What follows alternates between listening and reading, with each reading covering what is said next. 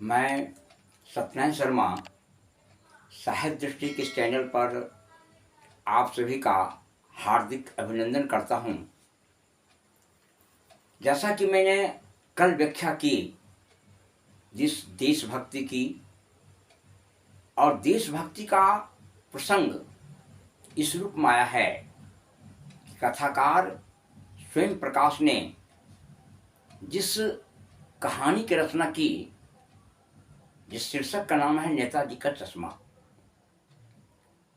और जैसा कि हम जानते हैं, साहित्य समाज का दर्पण होता है। साहित्य उस यथार्थ को हमारे सामने लाता है जिस यथार्थ से हमारा समाज गुजरता है। कथाकार, कवि, नाटककार, व्यंग्यकार समाज की इन घटनाओं पर, इस घटना चक्र पर अपनी संवेदनशील निगाहों को फेंकता रहता है। वह समाज की घटित घटनाओं का अनुभव करता रहता है और इस बात का एहसास करता है कि हमारा समाज किधर जा रहा है, किधर जाना चाहिए था। अगर हमारा समाज दिशा विहीन हो रहा है, अगर हमारा राष्ट्र दिशा विहीन हो रहा है, तो इसका दुष्परिणाम क्या होगा? दिशा विहीनता का कारण क्या है? जैसा कि मैं कल कहा हूं कि हालदार साहब इस कथा के प्रमुख संवाहक हैं। वह उस वर्ग का प्रतीक है जो समाज की घटनाक्रम पर अपनी निर्निमेष दृष्टि को पूर्ण रूपेण स्थापित करने का प्रयास करते हैं। समाज में जो अनेक प्रकार की घटनाएं घटित होती रहती है, सामाजिक, आर्थिक, राजनीतिक, धार्मिक, इन घटनाओं की ओर एक बुद्धिजीवी वर्ग की निगाहें हमेशा जाती हैं और वह तटस्थ भाव से इस बात का अनुभव करता है कि हमारा राष्ट्र कहाँ है, हमारा राष्ट्र कहाँ पर जाकर खड़ा हो गया है, हमारे राष्ट्र को कहाँ जाना चाहिए था और कहाँ जाकर खड़ा हो गया है।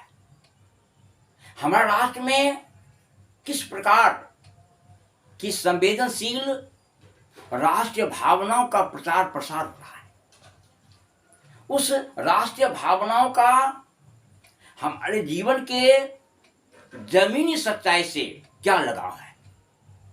व्यक्ति बाह्य धरातल पर मात्र राष्ट्रवाद की बात करता है या आंतरिक धरातल पर करता है? राष्ट्रवाद मात्र भाषण और भाषा में सिमटी हुई है या राष्ट्रवाद अंतःकरण की एक हिस्सा बन चुका है? यही विचारणीय प्रश्न आज की ज्वलंत समस्या है। जब नेताजी के चश्मा का हम अध्ययन करते हैं तो हालदार साहब एक ऐसे चरित्र के रूप में आते हैं जो प्रत्येक 15वें दिन उस कस्बा से गुजरते हैं जहां की यह घटनाक्रम हालदार साहब को प्रभावित किया है। प्रत्येक 15 दिन उस कस्बा से गुजरते थे। वहां पर एक लड़की का हाई स्कूल, एक लड़के का हाई स्कूल, एक सीमेंट का कारखाना, 2 ओपन एयर सिनेमा घर और एक नगर पालिका भी थी। और यह परिवेश इस वस्तुस्थिति को इंगित करता है कि वह कस्बा धीरे धीरे शहर का आकार धारण करता जा रहा था। शहर पूर्ण रूपेण बना नहीं था। वहां पर बुद्धिजीवी लोग थे जो चाहते थे कि इसका पूर्ण विकास हो, इसका शहरीकृत रूप आगे बढ़ करके यहाँ के समाज को और अधिक आधुनिकता से परिचित करा सके। इसलिए कथाकार ने जो शब्द का प्रयोग किया, जिस भाषा का प्रयोग किया है, उसमें कहा था एक ठो नगर पालिका। हम पाते हैं भाषागत आधार पर कि ठो जो एक बोली का हिस्सा है, जिसका प्रयोग ग्रामीण धरातल पर लोग किया करते हैं। कथाकार ने इस प्रकार के शब्दों का भी प्रयोग किया है और उस नगर पालिका में एक सक्रियता की पहचान बनाने के लिए कि नगर पालिका जो है वह सक्रिय है, सजग है। नगर पालिका पूर्ण रूपेण समाज की सेवा के प्रति समर्पित है। नगर पालिका के माध्यम से आधुनिक जीवन का जो आनंद मिलनी चाहिए, आधुनिक जो आवश्यकताएं हैं, उन आवश्यकताओं के अनुकूल जो शहर का विकास होना चाहिए, इस ओर वह नगर पालिका बढ़ता जा रहा था। उस नगर पालिका के सदस्य कभी कभी सभा का आयोजन करते थे, किसी सड़क को बना देना, कबूतर के लिए छतरी बना देना, कभी गोष्ठी करवा देना, यानी एक सक्रियता का प्रतीक था। और सक्रियता के प्रतीक में ही कहीं न कहीं एक राष्ट्र भावना भी उभर रही थी कि हमारा क्षेत्र, हमारा कस्बा इस प्रकार की भावानुभूति से ओतप्रोत हो, जहां के अधिकतर व्यक्ति में राष्ट्रीय भावना का भी उद्घोष हो, राष्ट्रीय भावनाएं भी वहां एक परिष्कृत रूप में व्यक्ति के अंदर पैदा हो। इसलिए कभी गोष्ठियां हुआ करती थी, अनेक प्रकार की साहित्यिक गोष्ठियां हुआ करती थी और उन्हीं सभा के सदस्यों में से कुछ आदमी ऐसे भी थे जो किसी चौक चौराहे पर भारत के महान विभूतियों का मूर्ति भी बनवाने में आगे रहा करते थे।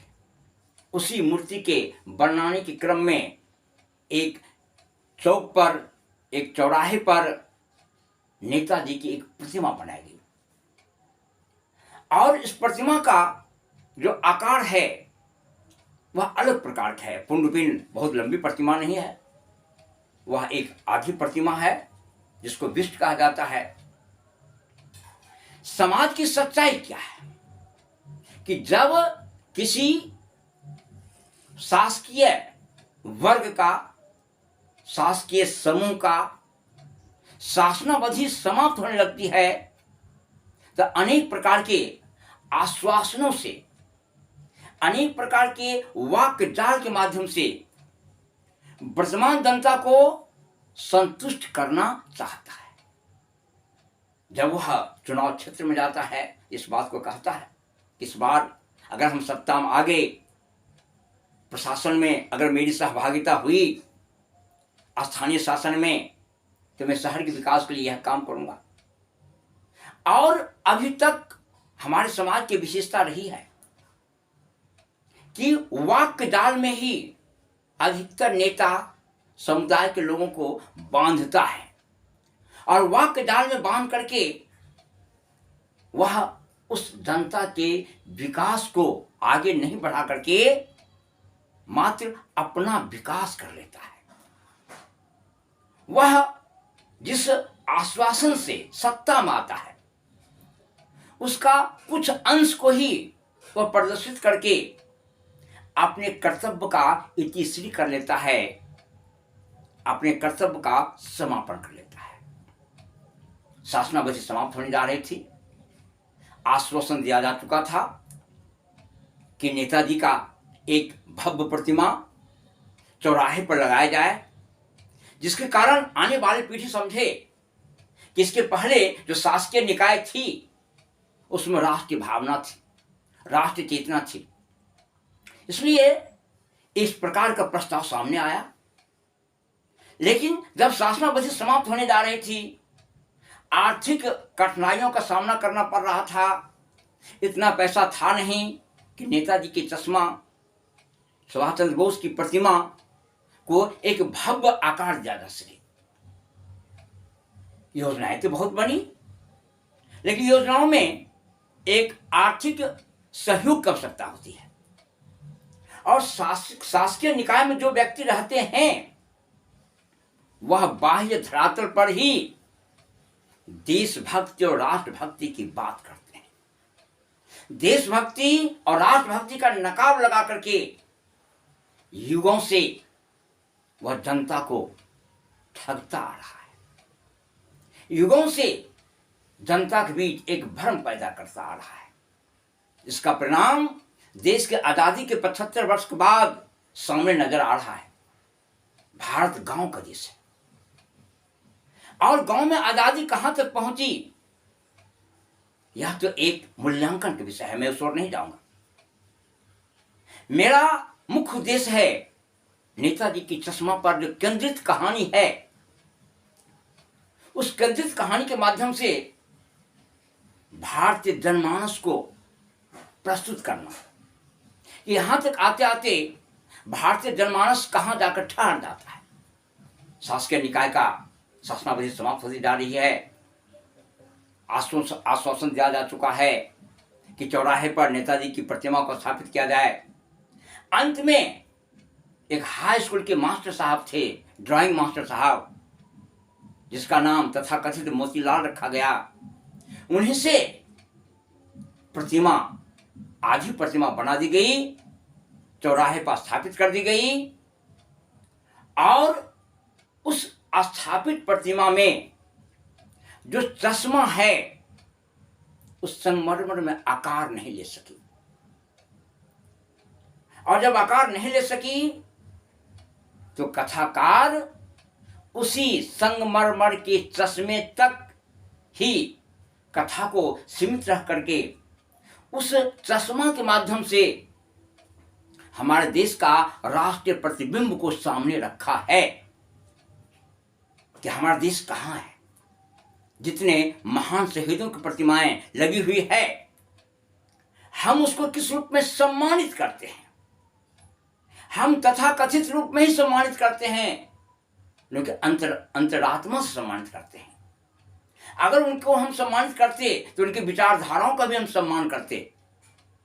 आज उनकी विचारधाराएं लुप्त होती जा रही है। आप पढ़ेंगे, दिल्ली चलो, तुम मुझे खून दो, मैं तुम्हें आजादी दूंगा। उस चश्मे या उस प्रतिमा को देख करके ऐसा एहसास होता था, इस प्रकार की अनुभूति होती थी। कथाकार ने एक चश्मे पर ही अपनी कहानी को केंद्रित कर लिया है और इसके माध्यम से समाज की मनोवैज्ञानिक राष्ट्रीय चेतना को हमारे समक्ष प्रस्तुत किया है। मैं चाहूंगा यह कथा आगे बढ़ती रहेगी। अगर यह कथा आपको प्रासंगिक लग रहा है तो इसको शेयर करें और इस साहित्यिक चैनल को सब्सक्राइब करें। धन्यवाद।